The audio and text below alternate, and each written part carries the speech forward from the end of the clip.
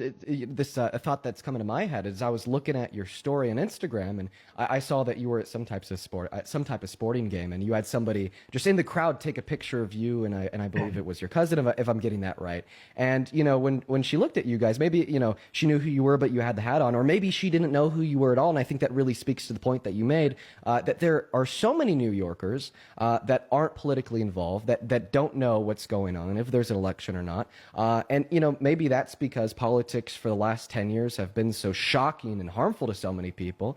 But regardless of what the reason is, now is a time that it is important to get people politically involved. It is important to get that message across, even as you said, in the last 24 hours before an election. And then just, to the second part of that question, what do you think the importance of this election is outside of New York City on the national scale? And, for people outside of New York City, why should they get involved? Why should they be pushing for people in New York City to get out there and vote by spreading the good word on social media? I think in some ways this election is also about a battle for the soul of the Democratic Party. We have two very contrasting visions, from a former governor to our campaign. Ours is a vision that looks to return the party to that which made so many proud to be a part of it.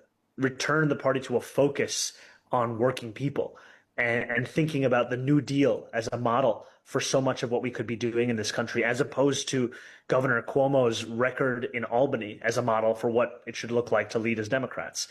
And the struggle here is that there is a status quo, one that is beneficial to few at the expense of many, and is a status quo that will oppose this kind of a vision of the party that says no longer should imagination be something we can only find in the Democratic Party if we open a history book. It's time to actually find that ambition in the day-to-day focus of the work that we do. And we're seeing that New Yorkers do not want to create a mirror image of Washington, D.C. here in New York City. What they want is to create an alternative to it. And that's what our campaign presents. In order to actually deliver that, though, we have to finally turn the page on Andrew Cuomo and the politics he espouses, which for far too long has been accepted and expected as the Democratic norm. Absolutely. And, I think, it is that difference between, the imagination that we can find in the history books and what we've seen from the Democratic Party, maybe in modern American history, that is maybe the reason why I like you so much, and maybe the reason why so many people watching the stream like you so much. If I was in New York City, I'd be voting for you. I understand that I think our time is up. You're a busy man. It's the day before the election.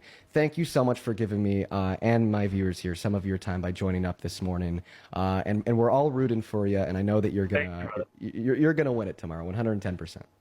Thank you, my friend. This is a real pleasure, and thank you for what you do, and thank you to everyone for tuning in. Truly. Well, thank you so much, man. You have a good rest of your day. Good luck. See you, brother. Bye-bye. Yeah, bye-bye. All right, folks. So that was the time that we had on live. Like I said, super short, only around 10 minutes, but I'm happy that we can make the most out of it. Ladies and gentlemen, that was Zohran Mamdani. Less than 24 hours out from, one of the most important elections of this year, coming closer to the midterm.